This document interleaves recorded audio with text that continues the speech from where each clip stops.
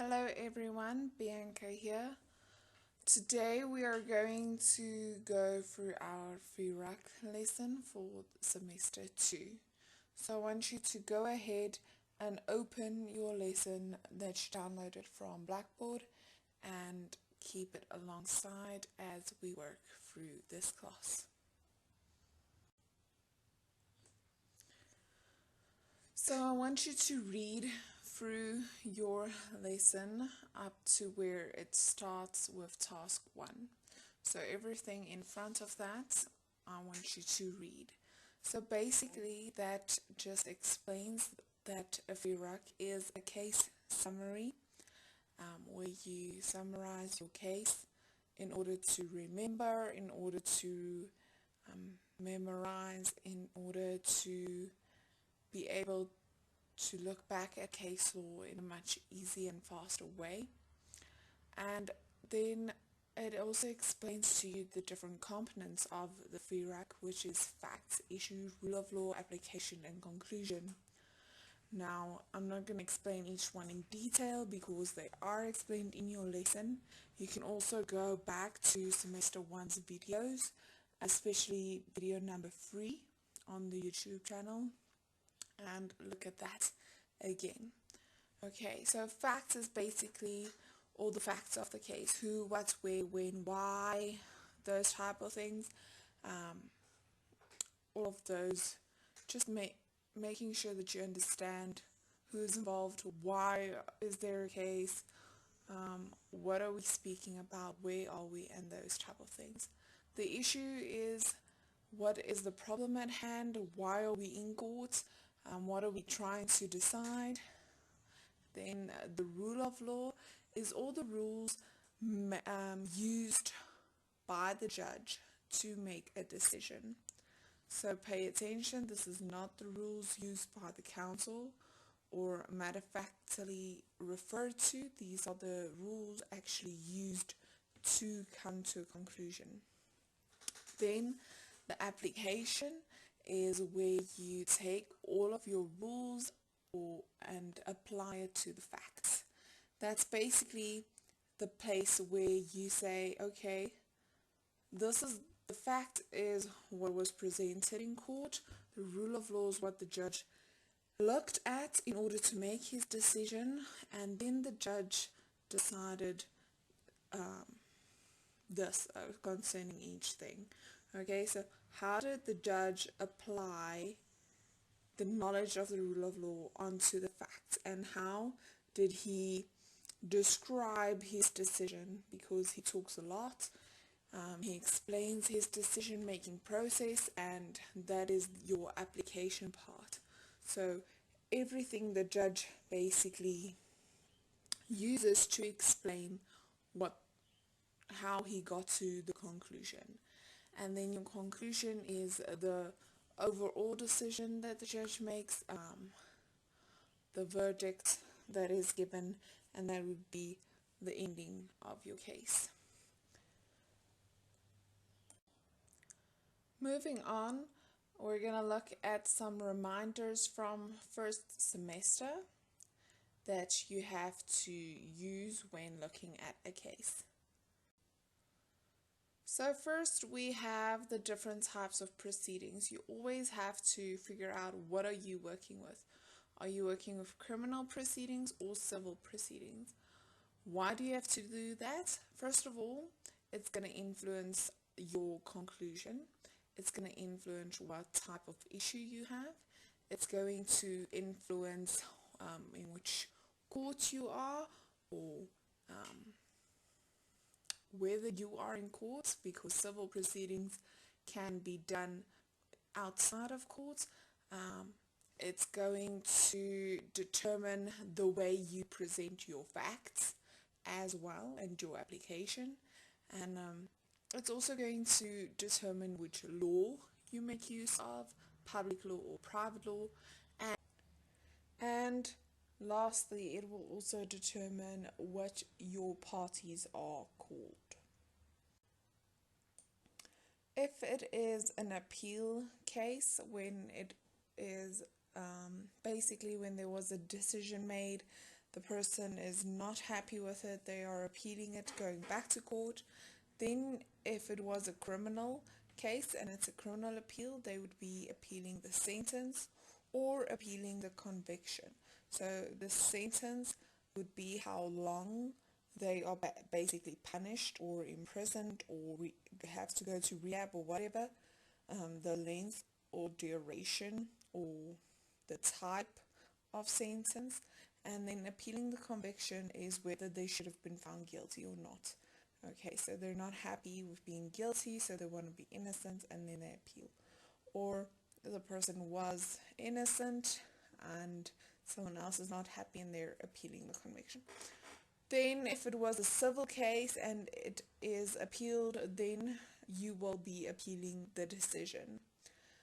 The decision could be whether an act or a law is constitutional, whether it is lawful, whether it is fair, and whether it is valid. So basically you're appealing the decision that the judge made.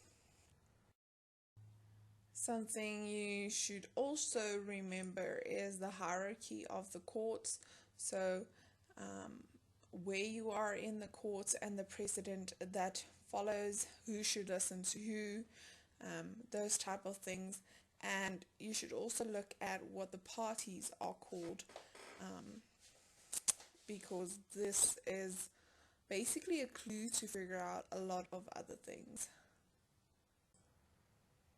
Okay, so let's go back to the lesson. The aims for this lesson is firstly revising FIRAC theory, which we have just done, and then reading the case at hand, and then writing a full FIRAC summary. So according to your lesson, there is a few things that you should do before actually starting with your summary, and then also steps that you should follow to help you with your summary. Okay, so let's go ahead and look at the case State versus Sonchantaja 2010, JDR 0926 ECM. Okay, so I want you to download the case from Blackboard Resources, or if you have a textbook, you can also use the textbook. So the first thing you should always do as you open the case is look at the head notes. Now the head notes you have discussed and learned about in semester 1. So that is an example of what your head note looks like. Okay, so as you can see, the parties' names, State versus Sonchantaja, is in italics. Okay, that is the way you should type it when you do your FIRAC summary. Is remember that the name should be in italics, and then the rest is not in italics, it's normal. Okay, so we know from looking at this head note that the case was during the year 2010. We know that we can find the case in JDR, which stands for the Utah's Unreported Judgment. So that's basically the journal where I can find the case. 0926 is the page number on which I can find the case. And then ECM is the court. I can see that the court was the Eastern Cape High Court from Mthatha. Then I can also find the case number, the judge who's present, and then the hearing and judgment date. So from this, I can devise a few things. Okay, so first of all, it says state versus someone. So the moment you see the word state, then you know it's a criminal case. I can also see the court that I am in, and the year, basically, as I said. But the first thing that I notice is I can see that it's a criminal case. According to your lesson, there are 3 things that you should look at before you actually start with your FIRAC summary. So the first thing is the type of matter. So as I said, this is a criminal matter, so there is a crime that took place. Who is involved? So I can see that the judge is Bacade, and then if you scan through the case, then I can see that the counsel is Mr. Gabavana, the counsel for the accused, and is an accused and the stepfather. And then if you move on, the state is obviously also involved. We have 2 witnesses and so on and so forth. So that you can just scan through to see who is involved and then identify the court. We know we are in the High Court. Now after I've identified those 3 things, I am going to scan through the case. Okay, so I want you to scan through the case always and then read over it again. You're going to do scanning to identify more or less what's going on, get an overall idea, sort out your vocabulary and so on, and then you're going to actually go and read it again to answer some questions and do your summary. But for this lesson, I'm going to take you paragraph per paragraph and explain basically what happened. I'm going to summarize it. I'm not going to read it. So I want you to look at the lesson, or not the lesson, the case. Open up the case as I go through it. Okay. So first, we're going to start with the background. As the judgment shows, it starts with the background of the case. So first of all, what happened? What is the crime? The accused basically stabbed his stepfather to death. Where did it happen? At Polar Park area within the outskirts of the district of Mthatha. Then the accused pleaded not guilty, and then his counsel raised self-defense. And when he raised self-defense, he basically said and he admitted actus reus, which is that he did do the criminal act. The criminal act is a result of voluntary bodily movement. He's basically admitting guilt physically but not mentally, like he didn't mean to do it. Okay, then it goes on by giving you the case of the state. So we know that the state brought forth this case, okay? We know that the state always brings forth the criminal cases. Okay, so then it goes on to explain in paragraph 3, they gave them a lot of evidence or exhibits. In paragraph 4, they basically explained the injury, where the stepfather was basically stabbed through 2 arteries. So one is in his neck and one is in his chest underneath his collarbone, and then the blood basically filled up at the bottom part of his lung and he lost a lot of blood. His lung would have collapsed, and then the cause of death is thoracic injuries, which basically means a chest injury. Okay, and then they say that in paragraph 5, the state has the duty to prove beyond a reasonable doubt that an accused person is guilty. Okay, so the state has to prove that this person is guilty or not guilty. Actually, the state is arguing guilty, and they have to prove it, and nobody should doubt there shouldn't be any question about it. Then, moving on, in paragraph 6, it says, I must now consider that I is the judge. So the judge should now consider whether the state has proved its case beyond a reasonable doubt, or the accused has raised a valid defense which entitles him to an acquittal.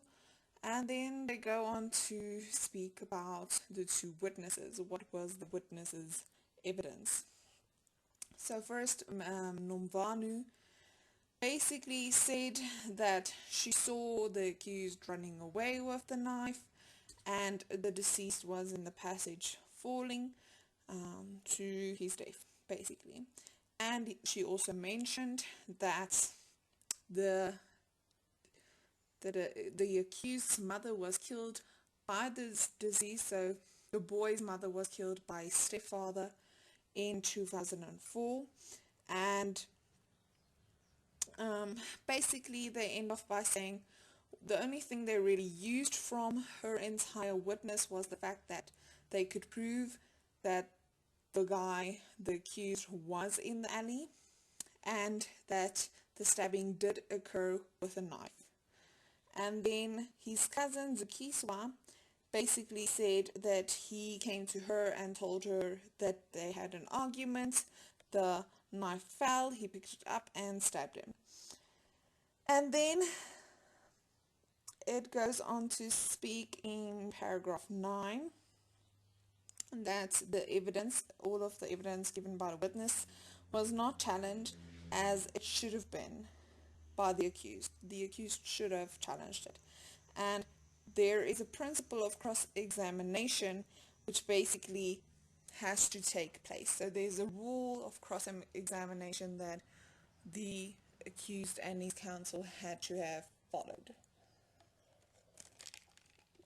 So if then from paragraph 9 you will see they explain this rule or this principle of cross-examination. And then in paragraph 10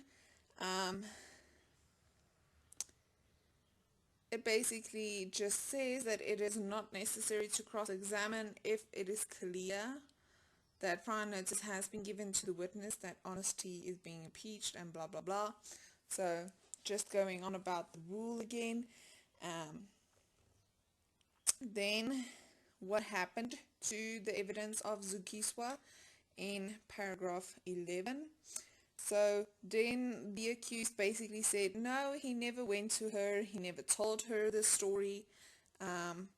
He was fighting with his stepfather about a phone, and he was basically threatened, and then he grabbed the hand holding the knife and they struggled, and during the struggle he stabbed his stepfather basically by accident. Then he ran away to show the knife to his friends. Then in paragraph 12 the judge basically says, okay, it was only this boy and his stepfather in the passage. The boy is the only one left to actually give us an explanation of what happened there. Then he goes on to explain that the struggle does not really make sense, or whatever the boy said, the accused says, doesn't really make sense, and he comes to the conclusion that both wounds were inflicted intentionally when the deceased was powerless and defenseless. And then he basically said no one is answering the questions honestly, therefore they're going to accept Zukiswa's explanation or her evidence as it is the most probable version. It's the one that makes most sense. Then in paragraph 13 he basically goes on to explain about this evidence and which one he chooses, and then at the very end he says that the law of self-defense says that you should run away rather than kill someone. So if the knife had fallen down, he had the time to run away. Therefore, when he picked up the knife to stab his stepfather, that was committing a murder because he didn't run away. And then in paragraph 14 the judge says the state did prove the case beyond a reasonable doubt. Self-defense does not make any sense in this case. Therefore, in paragraph 15 the accused is found guilty of murder. So that's basically a rundown of the case and what happened. Okay, so now the lesson asks you in task 1, step 2. So step 1 was read the case. Step 2 was to identify some vocabulary and write the definitions on the lesson. Okay, so here are some words that you might struggle with. You should still read through and find your own words and the definitions for them, but these are just some that I picked up that might be a little bit difficult for you. So we it starts in paragraph 2 with arraignment and accessories. So I already explained accessories to you.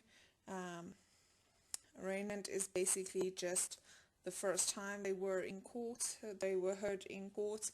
Then in paragraph 4 you have a few more medical terms, as I explained to you. The left subclavian artery is basically the artery that is just underneath your collarbone, and your left carotid artery is in your neck. So those are basically main arteries with a lot of blood. Your pleural cavity is the bottom part of the lung, and then thoracic injuries is the chest. So basically the lung collapsed, a hemothorax happened, and he lost too much blood and he died. Okay, and then in paragraph 5 we have apposite. It is apposite to state right from the outset. Okay, so apposite is basically saying that it is appropriate under the circumstances, and then going on to also paragraph 5 we have prima facie,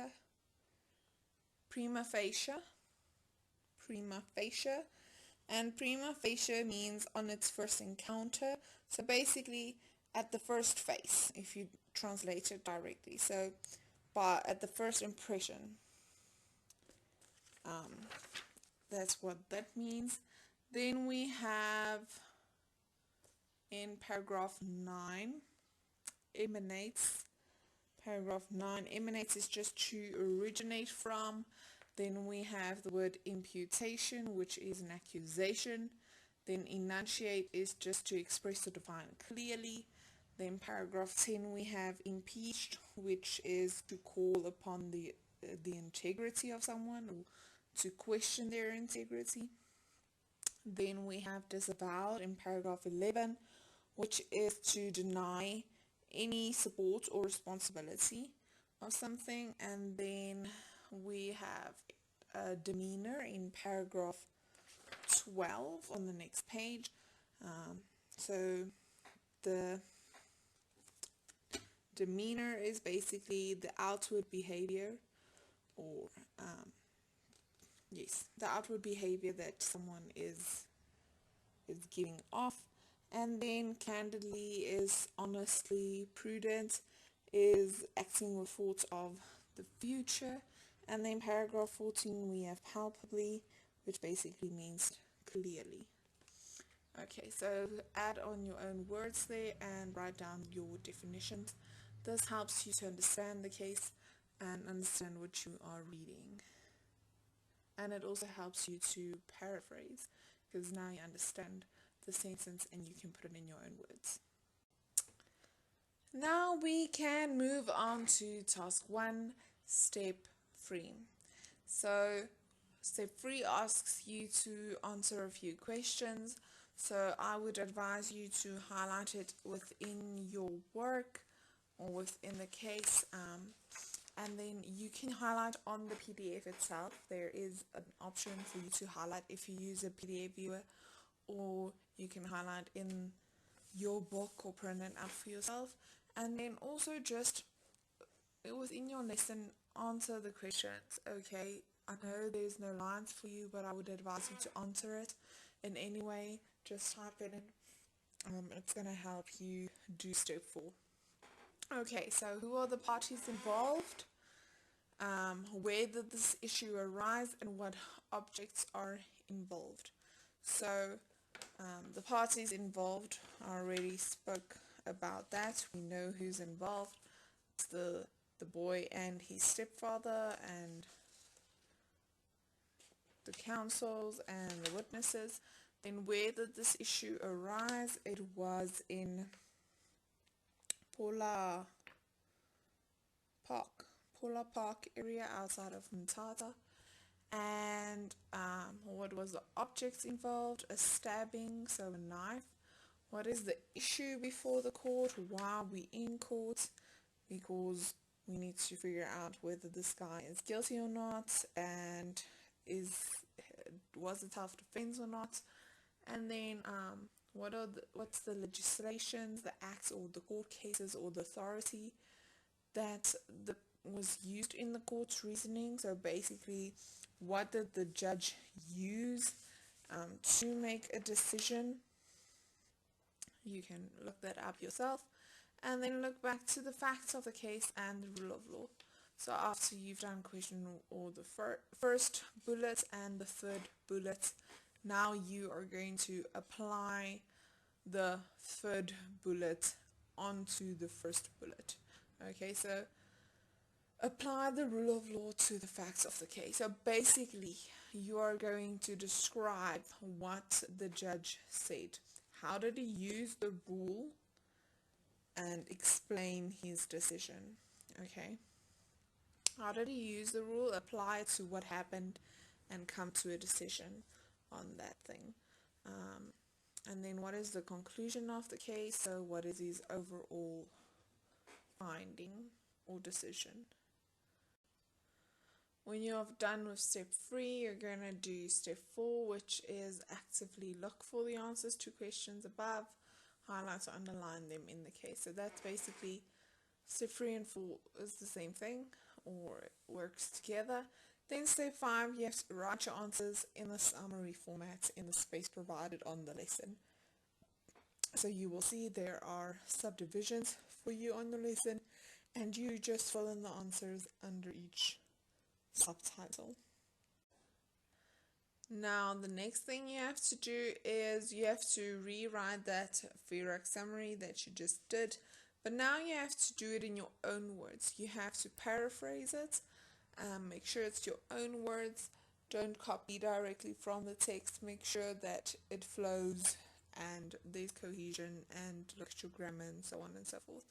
So the most important thing is to paraphrase your work. Because remember, this FIRAC summary is basically something you're going to do throughout your career for yourself. Okay? You're going to do it for yourself to make it easier to do your work, and you have to be able to understand it. That's why you have to make sure that it is in your own words and you understand what is going on there. When you are done with the lesson so far, up to step 5, actually the 6th one where you have to rewrite, you can go and look at the possible answers and basically mark yourself and make notes for yourself. Please do the summary on your own before looking at these answers, because I don't want you to struggle with your assignments. I want you to make sure that you know where you are struggling, what do you need help with.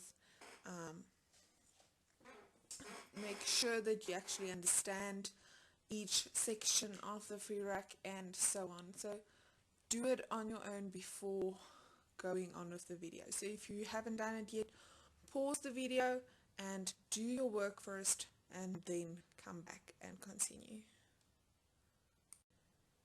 This is just an example of what your pages should look like after you've been reading through them, making notes on them. So all of this pages is notes, vocabulary added, certain sections of the work highlighted. So this is what your case summary or your case judgment should look like before you do your FIRAC. So make sure that you just understand it, lift everything out for yourself, make it easier for yourself.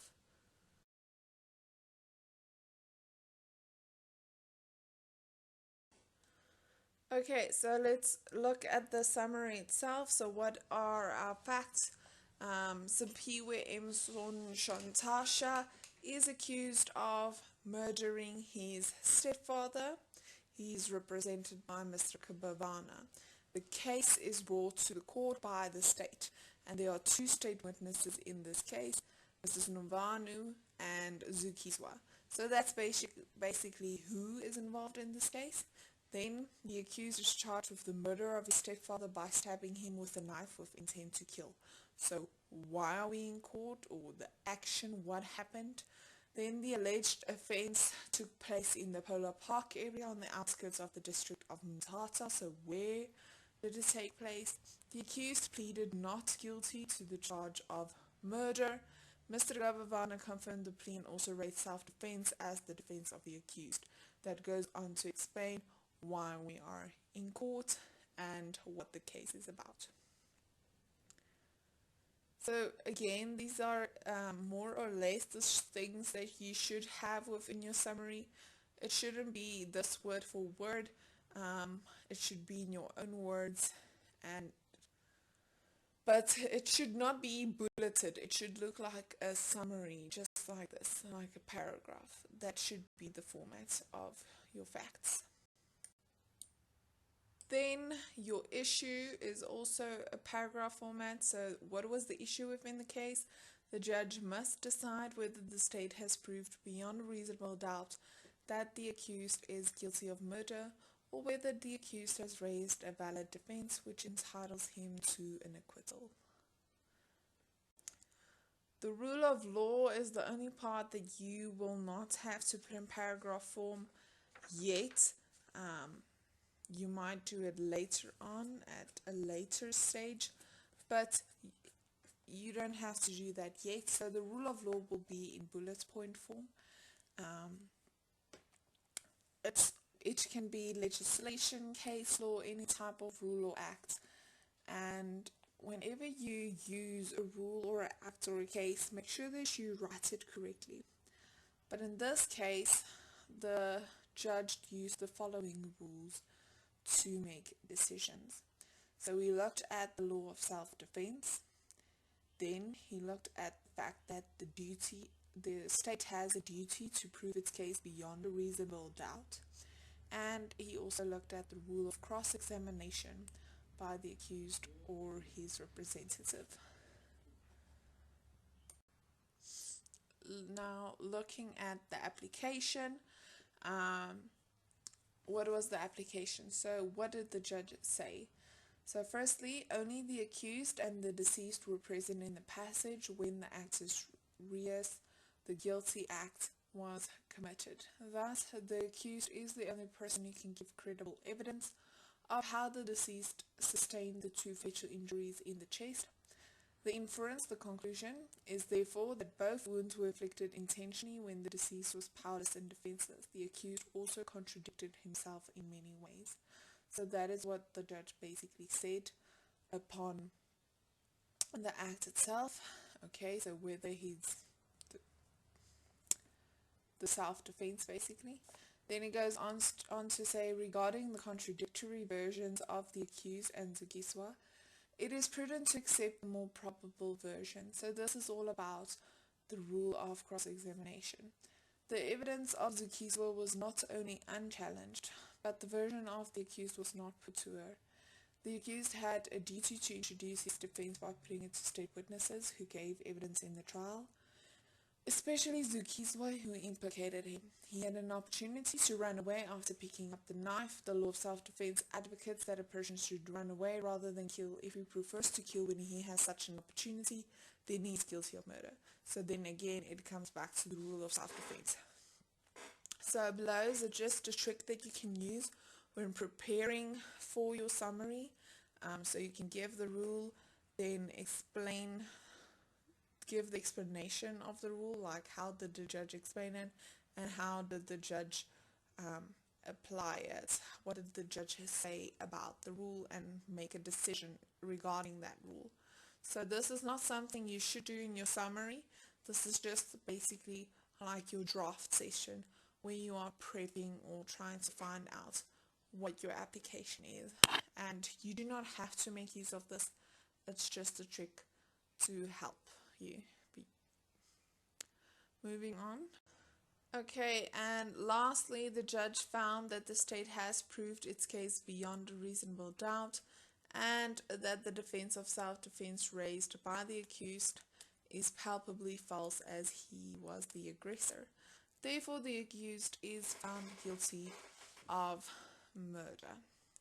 So that is your ultimate conclusion. Now, if you have any questions regarding the case that of State versus Suntanshaja, please speak to your facilitator about it. Make sure you understand how to do the summary before continuing. Next, according to your lesson, you have an assignment, okay? And the case that you have to do your assignment on is also downloadable from Blackboard, from your resources. So quickly pause, go ahead and download that case, open it up so that you can work through it with me. Okay, so you are expected to write a FIRAC summary on your own. Using this case, it has to be in by the 13th of November. In other words, you're going to submit a FIRAC summary. You are not going to submit this lesson, okay? You're going to submit the summary. The lesson is there to work through, to help you to do your assignment. Okay, so you're going to write the FIRAC in Microsoft Word, upload it just like your essays. If you have a book, you can look on page 262, and your work should be about 1 page long, and you should use the format that you learned above. In other words, you can write your subtitles, facts, and then give your paragraph. Issue, give your paragraph. Rule of law, give your bulleted rules. Application, give your paragraph, and conclusion, again, your paragraph. So open the case, go ahead and open it, and I'm going to help you just understand what the case is about. Okay, the first thing we always do is look at the head note, figure out what's going on. So from this, I can look at the name and I can see it's Minister of Education versus Harris. Now, the first thing I know that it is not state, therefore it's not a criminal case, it is a civil case. Then when did this case take place? In 2001. Where can I find it? In volume 4 of the South African Law Report on page 1297. In which court are we? We are in Constitutional Court. And remember, if we look at our hierarchy, Constitutional Court is very there at the top, right? Okay, and they only deal with constitutional issues basically. Then there's a whole list of judges, and the one that wrote the judgment was Sykes, and then the dates are there as well as the councils. And looking at the council, I can see that the one party is an appellant and the other one is a respondent. So immediately I know this is not a normal judgment, this is an appeal. Okay, an appeal for a civil case. That is what I know. I know where I am, I know who's involved, and I know what type of case this is. The next thing you should do is scan through your case and make sure you understand all your vocabulary. So here are just a few that I picked up that you might struggle with. So in paragraph 2C, we have ultra vires, which basically means acting beyond one's legal power. Then in paragraph 2D, you have usurped, which means to take the position of power or by force or in an illegal manner. Then in paragraph 7, you have gorged, which basically means determined. And preamble is a preamble to the Schools Act is basically the introduction to the Schools Act, and in this introduction you have your purpose of the act, the aims of the act, and the justification of the act. Then you have in paragraph 9 cumulative effect, which is basically an effect produced by something happening over a long period of time. So go ahead, write down all your vocabulary and define them. The next step that we are going to do is you're going to actually go ahead and read the case thoroughly again. So I'm just going to go through it again and explain it again to you. Okay, so I'm going to give you some clues as well. So in paragraph 1, It basically tells you that the Minister of Education published a notice, and in this notice it said that you are not allowed to be enrolled in an independent school or a private school before you do not reach the age of 7. And then Talia Harris was basically supposed to enroll in King David Pre-Primary School in the year of 2001, but she was 6. And she prepared, and basically her parents went to court asking that she could still be enrolled. And then on 15 January 2001 in the Transvaal High Court, the Judge Kutsia J declared the notice to be unconstitutional and invalid because he said that it's discriminating, and then he allowed Talia to be enrolled into King David Primary School. And there basically it gives you a background of what the judge said, why this rule was, why he came to his conclusion. Okay, so a sort of like a mini application of the background of the case. Okay, so paragraph 1 up to paragraph 3 is all background facts, and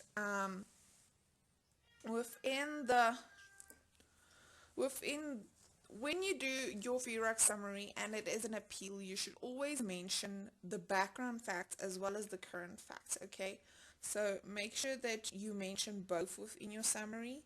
The facts is a lot of marks, so you should have all of your facts present. Then moving on from paragraph 3 is basically where we are now in court. The minister has appealed against the whole of the judgment and the order, and basically it goes on to explain why and how the policy looked, what was in the policy, and then the judge starts in paragraph 5 in analyzing the legal effect of the notice. The following facts are relevant. So that is where the judge is starting to analyze, and that is basically where your rule of law and your application will be starting. So I don't know if you noticed throughout the cases you worked with in the year, sometimes you get all of the rules of the law underneath each other and then all of the applications following that. Other times the judge would give one rule and then apply it, and another rule and then apply it. So it is presented in different ways. It is in your hands to figure out what the rules are and how it is applied. I can tell you that you should have 3 rules of laws. Okay, so it counts 3 marks. Then working from paragraph 5, basically the judge speaks there about the Schools Act that was mentioned in the policy, the National Education Act that was, or the National Policy Act that was referred to within the policy. And then he says that King David Primary School is an independent school, and they were satisfied with Talia being 6 years old in grade 1. And in paragraph 6 he points out that in the High Court they didn't want the rule to be scrapped, they just wanted an exemption for Talia. And then he goes on to explain the discrimination, and then he mentions again statutes that were brought forth in 1996 to fix basically the discrimination from the apartheid education system, and gives the purpose of basically this act and how the purpose of the act is to avoid discrimination. And then he goes on to explain that the National Policy Act was introduced to complement the Schools Act, and by empowering the minister to determine national policy for the education. So the minister has some power to create some rules. under the Schools Act and the National Policy Act is basically there to support one another, and it goes on to explain the different types of policies and the power that each of them provide. So on the next page you can also see that the judge is explaining how the wording should be understood within this act and the power that the minister has. So basically he says that the minister has the power to create rules or educations to the admissions of schools under the School Act and not under the National Policy Act. And then in paragraph 90 it's further explaining that and how the minister has the power. And then it goes on in paragraph 10. It's not really clear what the effects of this policy can be. It's not immediately evident what the effect of a policy determination made by the minister of in terms of that specific power under the National Policy Act is, and as in the case Akani Garden Routes, the word policy is very vague and may bear different meanings. So that's basically what the judge says. What is a policy actually? Is it a rule? Is it a law? Should it be applied? Is it just a guideline? What is going on? And then he discusses that throughout paragraph 10, and he also in paragraph 11 he speaks of a bill that basically led to the National Policy Act. That also goes on to explain what a policy is. And in the end of paragraph 11 he basically says that there is nothing in the Act which suggests that the power to determine policy in this regard confers the power to impose binding obligations. So that's basically, like I said, he has the power to create a policy under the National Policy Act, but not under, or he has the power under the School Act, not under the Policy Act. And then it goes on to say, but then basically the Minister's Council argued that maybe it was a typo. Maybe he means that he is working under the Schools Act. And then the judge pointed out, but no, they explicitly in the policy, that's why they gave you the policy 2 pages back. In the policy, they explicitly mentioned that they are working under the National Education Policy Act. And basically they did not work under the Schools Act. And so it goes on to explain that they consciously made the decision of using the National Policy Act, and therefore he did exceed his power and the appeal must fail. So basically the minister did not have the ability to write such a policy or to write such an act under that certain legislation. Therefore he is losing the case and Talia can stay in school. Okay, so from paragraph 16, that is just the council. For that proposition the council relied. So what did the council say? And it goes on in paragraph 17 where the judge says whether this reasoning is applicable or not. And then he goes on in paragraph 18 to talk about the errors made by the administrative people of the minister.